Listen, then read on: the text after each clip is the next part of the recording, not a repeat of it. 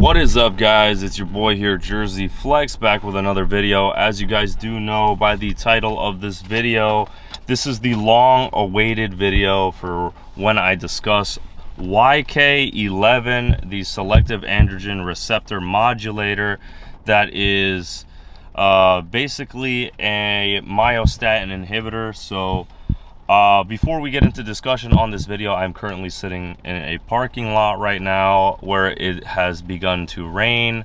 So please enjoy the little peaceful pitter patter in the background. But go down and hit that subscribe button. Welcome to this channel. I appreciate all the love and support that you guys give me. It's appreciated beyond measure. So thank you guys. I appreciate it more than you guys know. And I think it's about time for us to start discussing YK. Is basically a SARM, a selective androgen receptor modulator. Yes, but it is a little bit different than all the other SARMs that I've talked about before. It has a relation to anabolic steroids in a way that is a lot different than the other SARMs I've mentioned in previous videos. And we're gonna begin discussing that after we roll this freaking intro. Boom. Maybe it's a new beginning. Maybe it's the start of where it ends. I know. There's no going back, and I'm loving the chase.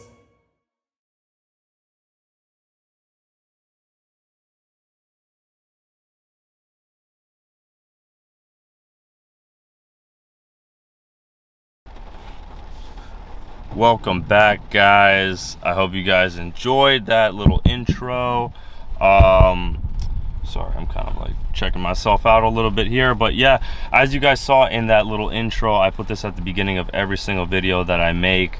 In no way, shape, or form am I a doctor. I'm a gym bro. I don't wear a stethoscope. I wear a goddamn gold chain. So if you're going to take any of the advice that I put into this video, please duly note that it's made for educational and entertainment purposes only. In no way, shape, or form am I here to diagnose or treat any of your illnesses. If you are experiencing anything like low testosterone, please seek the attention of a medical professional first. Ooh, thunder, it's pretty loud. I am not here to diagnose any of that. As you guys saw in the intro, that it is thundering and I'm here in my car. Don't know why I decided to vlog in the car, but here we are. So basically what YK11 is it is a myostatin inhibitor. And for those of you guys to better understand what that actually means, myostatin is basically what determines if you can build muscle tissue. In terms, if you have more myostatin, you're not going to be able to build muscle tissue as easily. So basically what myostatin does is it's something that we've probably developed over time through evolution, because the more muscle you have, even though you're stronger, more fit, this or that, you can move better, you're going to have better longevity in the sense that you're going to maintain strength as you get older. It's not actually good for longevity in general. It puts more stress on the heart, because the heart has to pump blood through a bigger body. The more you weigh, the harder it is for your heart to pump blood through your entire body. So generally people that weigh more, they live less. That's just the way it is because of the stress to the heart. Another reason why having more muscle is bad is because you have to eat a shit ton of food. The more food you have to eat, the less reasonable it is to, constantly feed an engine. The animal that you are, you constantly have to feed yourself just to keep all that muscle on. It's wasteful, and also for survival purposes, it's harder to acquire food in order to maintain muscle tissue. That's why we've generally adapted over time and evolved to produce more myostatin to hold less muscle. So generally when you see one of those guys that has issues putting on muscle and it's a little bit hard for them to put on muscle tissue, it's because of myostatin.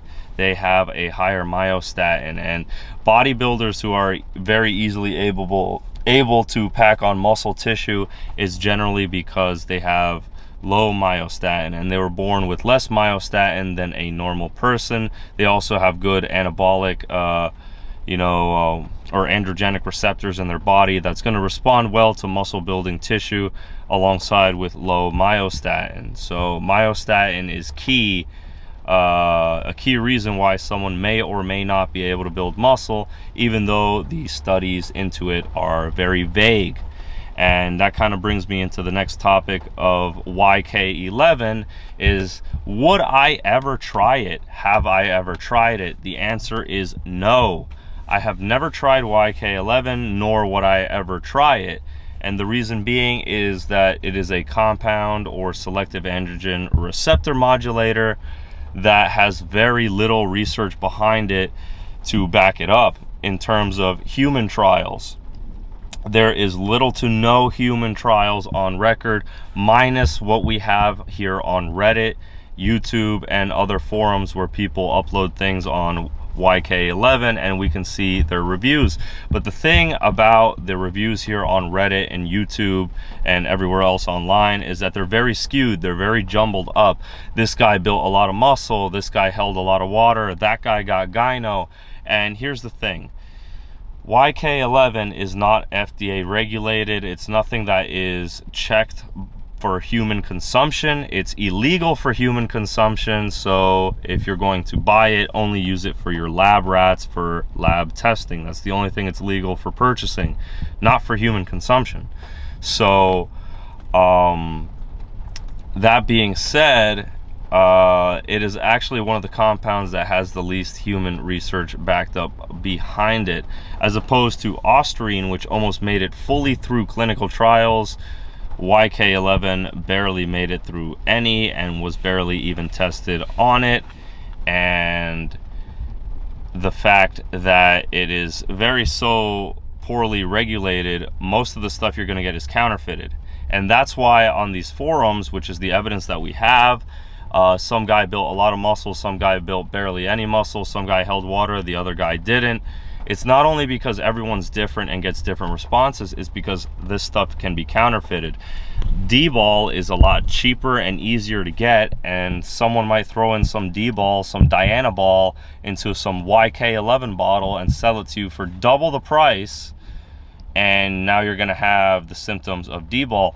And another thing I do have to add that gets mentioned quite a lot here is YK11 a compound that can be used for females? The answer is no. It does produce androgenic side effects that can compromise a woman's femininity. It can make a woman less feminine. So you're going to get androgenic side effects. It's extremely androgenic. It makes your voice deeper. It can result in premature balding of the scalp, even though I still have a full head of hair.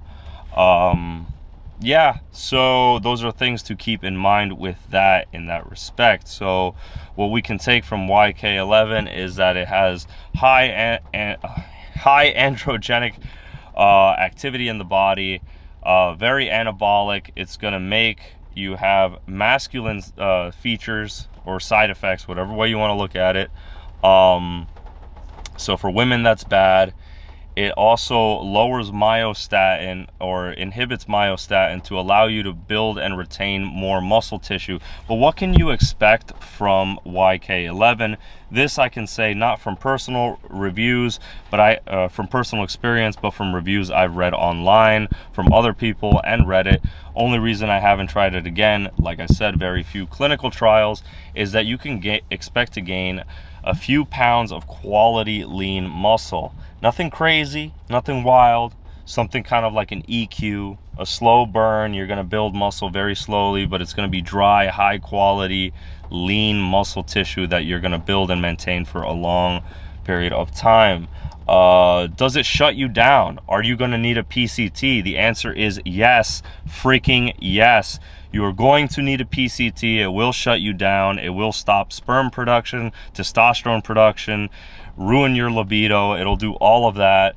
While you're on it, your libido is going to be sky high. When you come off of it, you're going to crash, and you have to let your body come back to normal. So you have to run a PCT. I recommend milk thistle, TUDCA, things for your liver. Drink plenty of water to flush things out. Testosterone boosters. I don't think you'd have to go as far as taking Clomid or HCG, depending how hard you ran it, and if you ran it with other things like actual androgen compounds. But that is something you'd have to look into, and the only way you'd be able to look into is by doing the right thing and getting blood work. So I think that kind of generally wraps up everything I had to say about YK. I'd say so. So I think I'm gonna wrap this video up, and we're going to roll that freaking outro. Boom!